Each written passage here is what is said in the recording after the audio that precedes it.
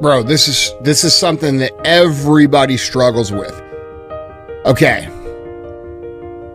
When things are in disarray and when things are in disorder and you've done well, you've built the skill set, you've performed at a high level, and then things start going off course, all right, the first thing that you need to do is you need to go examine what you did to get to that point in the first place. And the reason a lot of people can't do that is because those things seem basic to them once they're good, all right? So really this question is really about hubris and ego.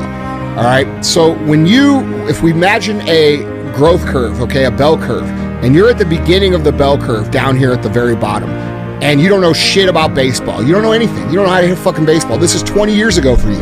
Okay. You don't even know how to hit a ball off the tee. So your dad or whoever puts the ball on the tee and says, hit the ball. You don't know shit. You're like, okay, I fucking hit the ball. All right. That's the level of, I am so open to learning that I'll do whatever the coach says because I don't know anything, right? So over the years, you get better and better and better, and you move up the curve. And as you go up the curve, your skill set improves, your performance improves, things start getting good. And this is mirrored in people's careers as well. So they get to a pretty good space where they're earning big money, or you're batting 400, you're first team all-state, you're the best, right? And what happens is that all these little things that you learned along the way, all the little drills, all the little work ethic habits that you created, they start to fade out. And what replaces them is the thoughts like this: dude, I'm really good. I'm fucking great at this. I'm one of the best at this. Okay? Now that's a good thing. Like when you walk into a batter's box, you better think you're the best or you're gonna fucking suck. We know this as athletes, right? But when it comes to actually improving ourselves and improving our skill set, that requires massive humility.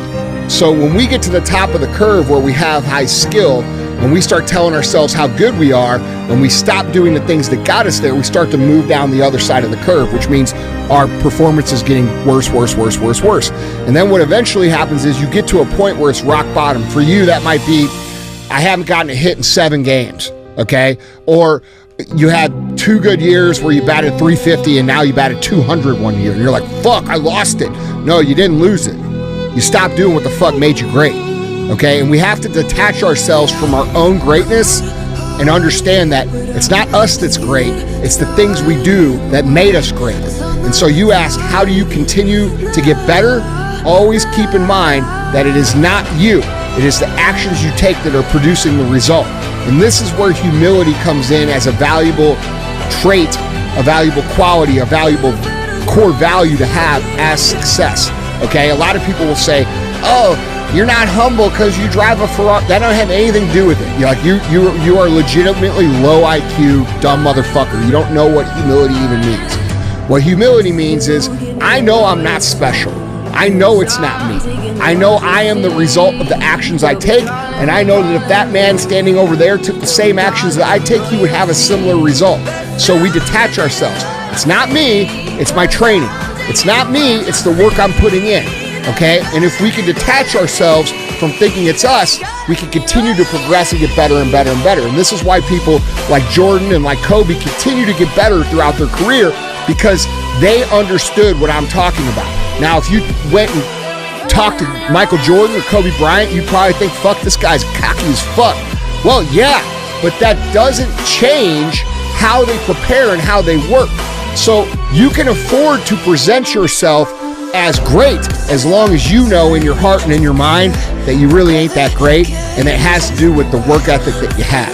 You see what I'm saying? Yeah, absolutely. Man. So when you step in that batter's box, or I go on that stage or into a board meeting, or Michael Jordan goes on the court or whatever, bro, you better believe that you need to think you're the baddest motherfucker that ever fucking lived before you go and perform. But every other minute of the day, you're a beginner.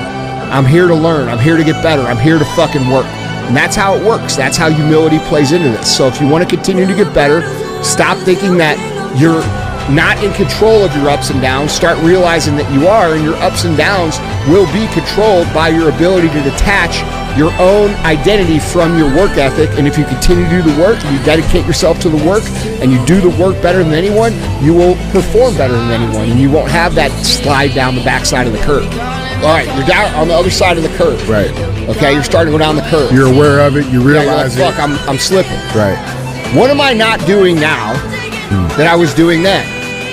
List those things out and start doing it. So we know what works, and sometimes we know what works so well that we forget that we know what works. Like for me in business, dude, I've been doing this 25 years.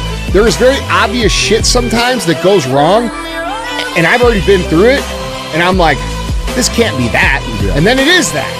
You know what I'm saying? Yeah. So we overcomplicate it because we think that the basic things lose value as our performance gets higher or our place in society goes higher in terms of our success, when in reality, those little things are the things that allowed us to get there. Staying there is a totally different thing because you're fighting your own ego.